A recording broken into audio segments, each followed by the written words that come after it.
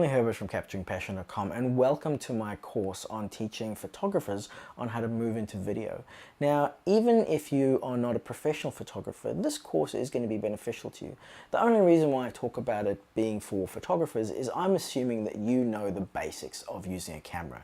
So you understand aperture, you understand ISO, and you understand shutter speed. The rest we'll get into. So a little bit about me.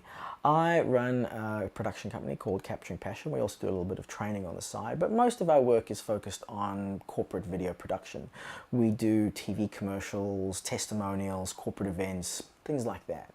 Now you might be saying, oh, well, that's not really what I want to be doing.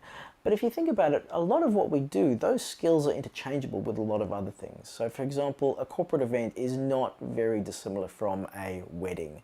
A corporate interview or a testimonial is very much like a documentary. And doing a corporate promo or a TV commercial is very much like a music video. So a lot of the video productions that you might be looking at working on are skills that you would use in this anyway. Now, this is going to sound a bit ho-hum, but as most of us know in the creative field, the most important thing is story, and that's why I want to talk a little bit about editing. Now, even though this course is focusing on shooting techniques like audio, lighting, camera settings, camera setup, how to move the camera and things like that, we are going to touch a little bit now about editing. And the reason why that is because unlike photography, you're 99% of the time going to have to edit your video. So I believe that it's very possible to take an amazing photo and that's it. You know, you've done it in camera, it doesn't need any post-processing, it doesn't need any editing, you've composed it beautifully, you've exposed it beautifully, you've taken a great shot, done and dusted, there you go, thank you very much. Video, unfortunately, majority of the time does not work like that. Most of the time you are going to need to edit your video. And so when you're going out to shoot your video, you need to keep in mind what the edit is going to look like, because that's going to dictate to you what shots you need to get for the edit. Let me give an example. When I run this course for photographers, one of the first things that I'll do is I'll ask one of the photographers to pick up a camera and film me walking through a door. Now, why do I do that?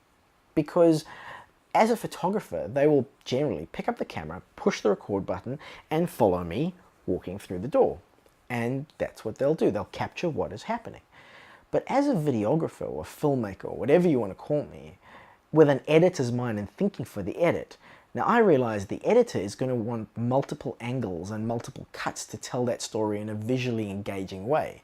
So what I'm going to do is I'm going to start off with a medium to wide shot, just static, of the door and have my character come into frame from the right hand side.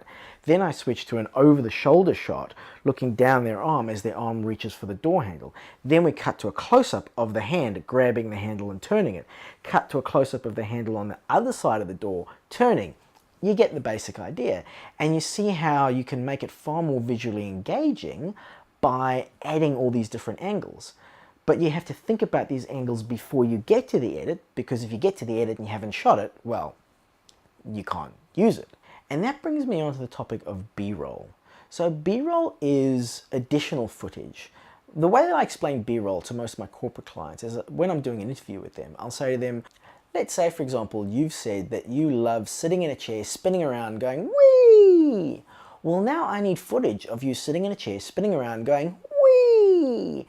And the reason for that is when we're showing you the video, if it's just 3 minutes of someone's head talking and blabbering on, it's not very visually engaging. People will get bored. They will switch off. You need video footage to correspond with what the person is saying. Let me give you an example. Here's the same clip of an interview that I did in a short documentary a few years ago. And I'm going to play one version for you without B-roll, where it's just the person talking. And then I'm going to play another version for you with B-roll, and you'll see what I mean. That's what's really amazing about this location, because we're off-road. We're not in the heart of Tel Aviv, so we're not in the busiest area. And we're having people come to us from far and wide, from very far. We're having my Arabic friends that have decided to come and join us here. So people from as far as Kfar Yasif, which is past Akko. Akko is up north, very close to Lebanon, and they're coming to check me out, check out the Knafe. And that's what's really amazing about this location, because we're off-road. We're not in the heart of Tel Aviv, so we're not in the busiest area. And we're having people come to us from far and wide, from very far. We're having my Arabic friends that have decided to come and join us here. So people from as far as Kfar Yassif, which is past Akko.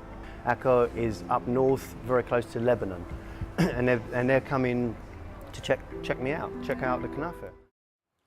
So you see how that was far more visually engaging with the B-roll than without the B-roll. Now the next question might be, how much B-roll do you need to get? Well, as much as you can would be my answer. As an editor, I'd far rather have the shots and not need them than need the shots and not have them.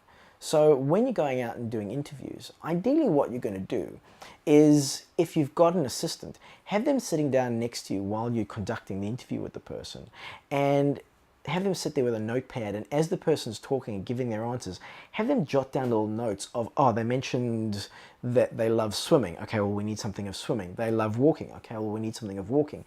And if you can make a few notes of what B-roll you need to get, that's going to make your life easier in getting those B-rolls, and it's going to make your life much easier in the editing process.